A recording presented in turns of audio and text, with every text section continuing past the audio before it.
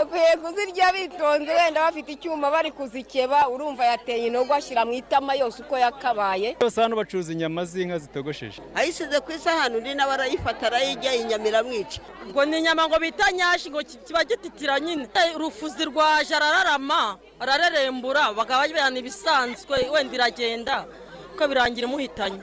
Abaganga binjiyemo barasuzuma bishoboka, urumva mbirasi ntabwo itwara umurambo, yapfuye ariko byarangiye da nyashisha umuntu.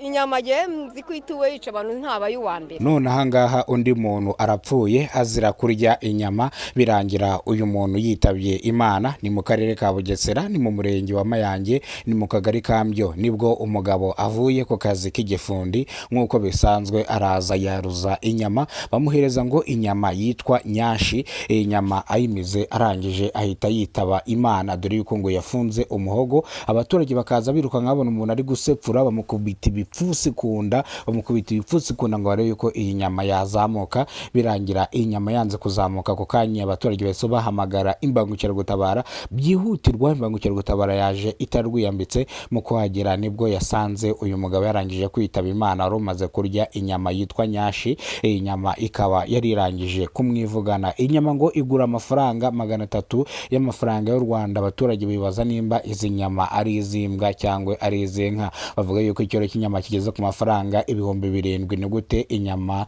ingana kuriya yagura ibiceri turuwasa? Abaturage basabye inzego z'ubuyobozi yuko baperereza bakareba izi nyama kano ka resitora gateka nimba zujuje ubuziranenge, dore ko bamwe mu baturage bahaye itangazamakuru amakuru bavuga ko n'abandi basanzwe barira hano, bityo rero inyama itaba ikibazo ahubwo wayiriye nicyo kibazo. Yiryanye ubusambo irangije imuhera mu muhogo. Abaturage amakuru batanze dore yuko ngo iyi nyama uyu mugabo atari we wari uyiguriye, yari yicaye muri resitora nk'uko bisanzwe yaruza ibishyimbo na capati. Uyu mugabo yaruza inyama n'ubugari ndetse n'agasombe. Uyu mugabo yirira inyama ndetse uyu mugabo yirira ubugari arya n'agasosi. Inyama arangije arayisiga.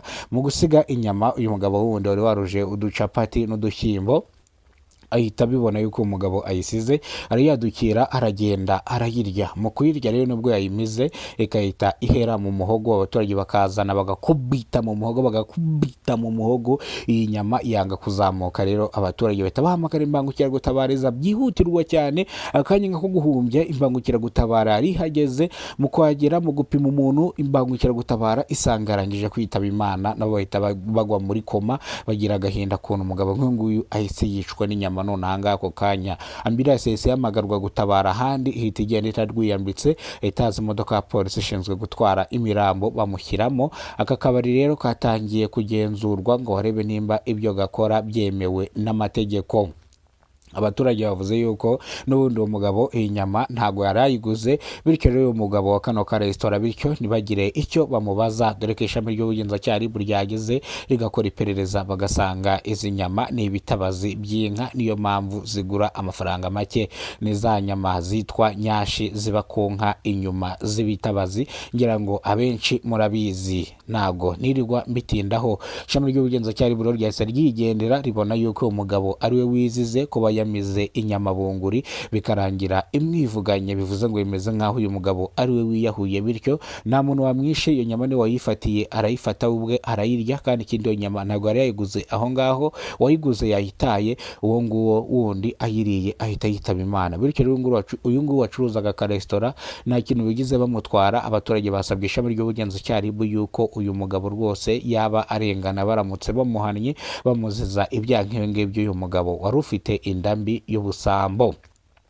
Bamwe mu baturage bavuga ko inyama zica abantu mu minsi igiye itandukanye. Bavuga ko ngo hari n'undi uherutse kurya inyama arangije yitaba Imana nawe, ariko hari n'undi ngo wigeze kuyimira ifata mu muhogo, barangije bakubita mu muhogo irazamuka aba muzima. Bivuze ngo inyama kwica abantu ni ikintu gisanzwe, nago ari ikintu kije. None ahangaha inyama ngo iyo zibafashe mu mihogo birangira zibishe kubera ko ziba zitamanutse. Ngayo nguko rero reka amakuru yacu yacu tuyasubikira hano. Amakuru nakagaruka nimberwa bwa mbere ugeze kuno muyoboro wa Kidasamura TV Rwanda, ibuka gukora subscribe, ufungura inzogera kugira ngo uzajye umenya byinshi dukora umunsi ku munsi. Imana ibarinde, Imana ibahereze ubuzima buzira umuze. Nimbere kujya mu kazi kagiye gatandukanye, Imana igushoboze akazi ugakore neza. Nimbere kujya mu bice bitandukanye ugiye kwaka serivisi, Imana ikugenda imbere, izo serivisi baziguhe. Nongeye kukwifuriza ibyiza, ihirwe, umugisha nk'abanyarwanda, abanyarwandakazi mwese mujye muhaha muronke mubone amafaranga nk'uko muyifuza.